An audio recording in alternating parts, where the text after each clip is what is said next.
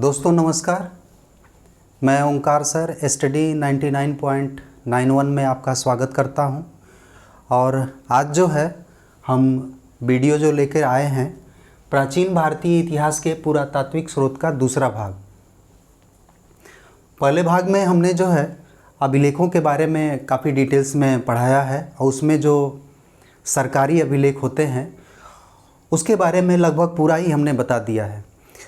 उसके आगे का जो भाग है वो आज के वीडियो में हम लोग चर्चा करेंगे और साथ ही साथ जो है स्मारक और भवन के बारे में भी, ये हमारे लिए कितने इम्पॉर्टेंट होते हैं साहित्यिक स्रोतों के लिए, तो इसके बारे में भी हम पुरातात्विक स्रोतों के लिए, तो इसके बारे में भी हम लोग बात करेंगे।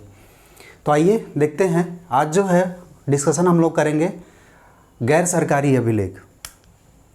गैर सरकारी अभिलेख भी जो है पुरातात्विक स्रोतों के अंतर्गत आते हैं और ये जो स्रोत हैं या ये जो अभिलेख हैं वो राजाओं के द्वारा संरक्षित नहीं होते थे। यानी हमने पहले ही बताया था इसके बारे में कि जो गैर सरकारी अभिलेख होते थे वो किसी व्यापारी के द्वारा या किसी विदेशी यात्री के द्वारा या जो है यहाँ पर किसी धर्म संप्रदाय के द्वारा जो है ये जारी किया जाता था।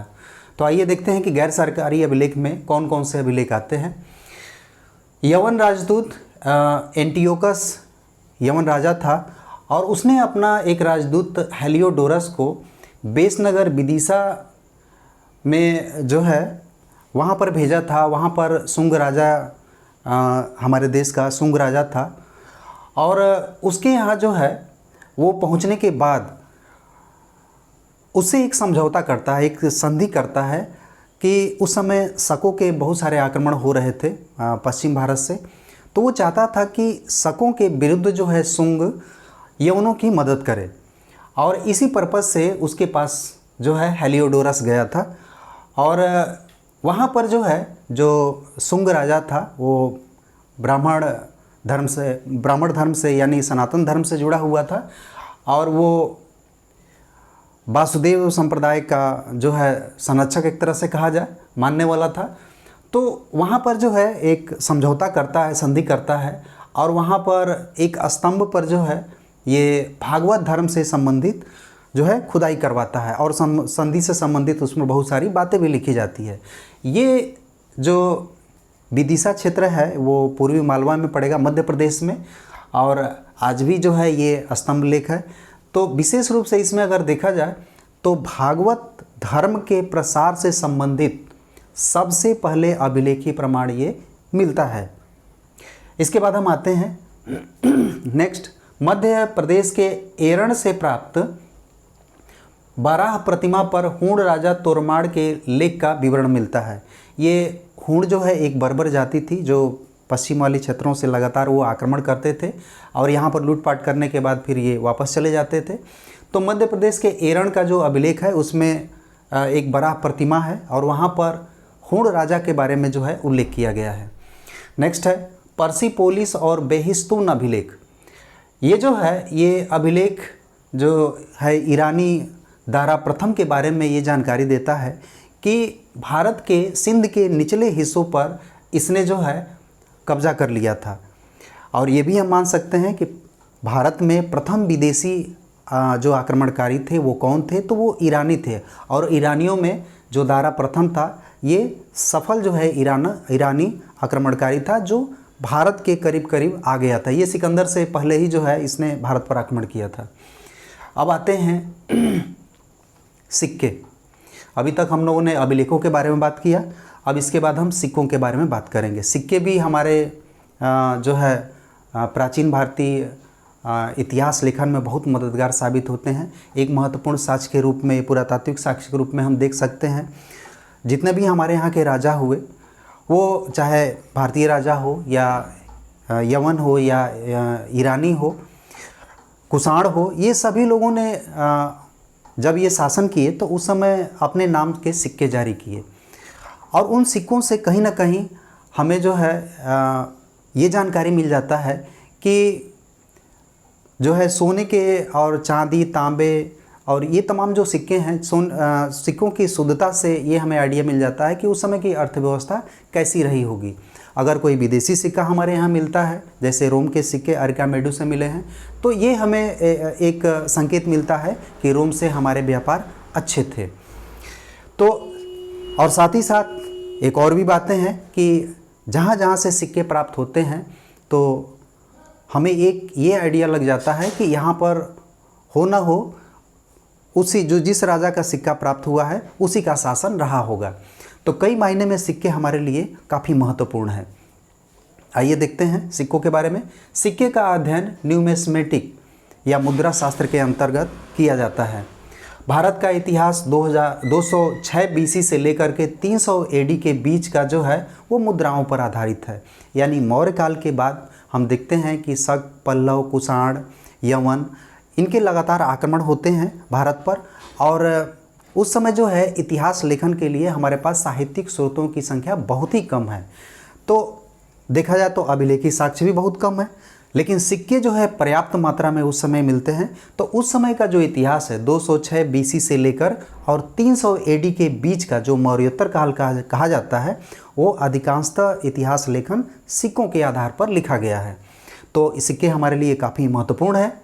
इस पीरियड में देखा जाए तो सिक्कों का निर्माण मिट्टी, सोने, चांदी, तांबे, कांसे और शीशे पर किया जाता था। 5वीं सदी में हमारे यहाँ जो प्राचीन सिक्के मिले हैं वो सिक्के जो है आहत प्रकार के सिक्के हैं। आहत का मतलब जैसे चोट मारना। तो आहत प्रकार के सिक्के हमारे यहाँ 5वीं सदी ईसा पूर्व में प्राप्त होते हैं और इसे पंचमार्क सिक्के भी कहा जाता है। इन सिक्कों पर जो है जो रिमार्क होता था, जो चिन्ह बने होते थे, वो पेड़ के बने होते थे, मछली के, सांड के, हाथी के, अर्धचंद्र के, नाव के और तीर और धनुष के, स्वास्तिक के भी चिन्ह जो है उस पर दिखलाई पड़ते हैं। और व्यापारियों के भी कुछ ट्रेडमार्क होते थे, उसके भी जो है चिन्ह हमें दिखलाई पड़ते हैं। तो प्राचीन भारत के जो हमारे सिक्के हैं वो पंचमार्क सिक्के होते थे।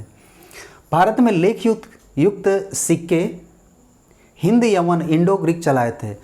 यानी भारत में सबसे पहले जो है लेख युक्त जो सिक्के दिखलाई पड़ते हैं वो हिंद यवनों ने चलाए थे, यानी जिसे इंडो ग्रीक भी कहा जाता है।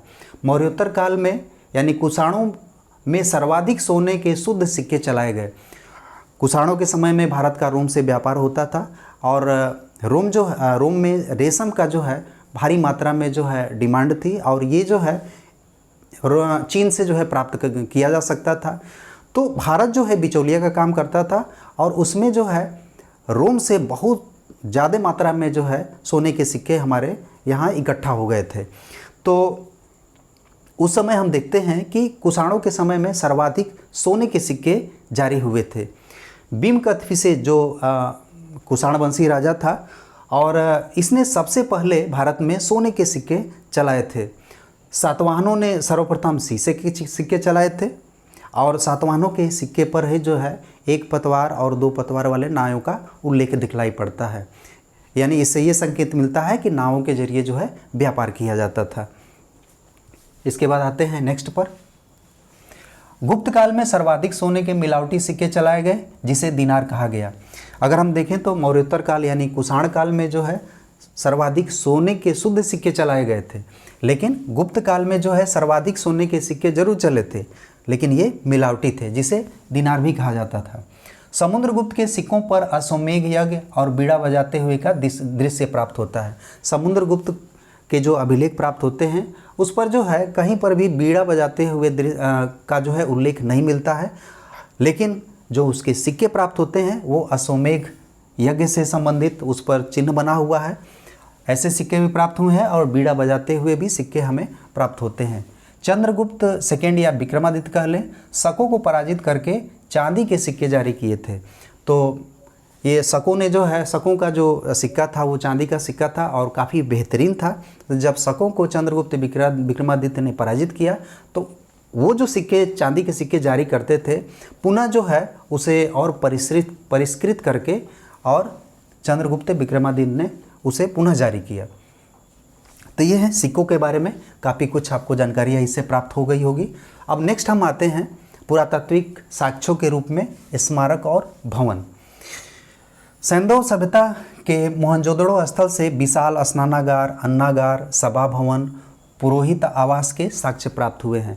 अगर हम स्मारक और सभा भवन के बारे में देखें तो ये भी प्राचीन भारतीय इतिहास के पुरातात्विक स्रोतों में जो है मुख्य रूप से महत्वपूर्ण है। अगर देखें तो ये जो है, जो सेंधव घाटी की सभ्यता है, सेंधव घाटी की सभ्यता में जो भी नगर नियोजन की योजनाएं थी जो सेंधव घाटी के लोगों की, तो उसमें विशाल स्नानागार, अन्नागार, सभा भवन, पुरोहित आवास के साक्ष्य मिला है। तो ये भी कहीं ना कहीं हमें सेंधव घाटी की सभ्यता के लेखन के लिए जो है काफ़ी महत्वपूर्ण जो है ये है। इसके बाद हम आते हैं, पाटलिपुत्र से चंद्रगुप्त मौर्य का लकड़ी का राजप्रसाद मिला है। ये भी जो है एक स्मारक के रूप में है।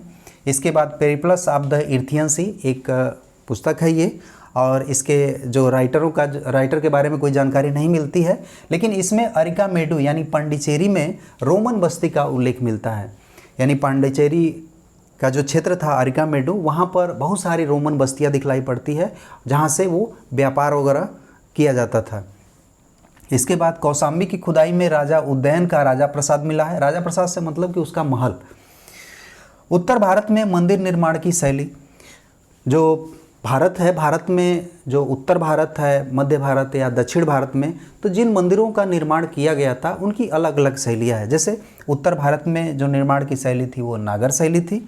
दक्षिण भारत में मंदिर निर्माण की जो शैली दिखलाई पड़ती है वो द्रविड़ शैली है, और मध्य भारत में जो मंदिर निर्माण की शैली थी वो बेसर शैली थी। मध्य भारत में जो शैली है वो नागर और द्रविड़ दोनों का मिक्स्ड रूप है, इसलिए उसका नाम जो है बेसर शैली रखा गया है।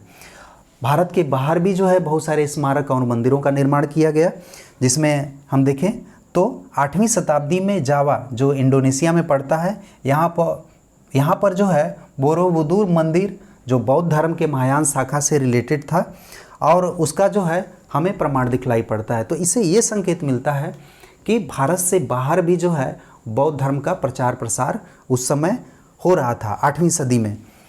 कंबोडिया का अंकोरवाट का मंदिर ये राजा सूर्यवर्मन सेकेंड ने बनवाया था, और ये जो है वैष्णव यानी विष्णु मंदिर से रिलेटेड है, यानी विष्णु भगवान से जुड़ा हुआ ये अंकोरवाट का मंदिर था जो 12वीं सदी में बनाया गया था। तो काफ़ी हद तक आपको जो है गैर सरकारी अभिलेख, इसके बाद जो है सिक्के और स्मारक भवन के बारे में आपको जानकारियाँ प्राप्त हो गई होगी। तो आगे नेक्स्ट जो इसमें तीसरा भाग होगा, तीसरे भाग में जो है हम मूर्तिकला, चित्रकला और इसके बाद मृदभांडों के बारे में चर्चा करेंगे। तब तक के लिए बहुत बहुत धन्यवाद।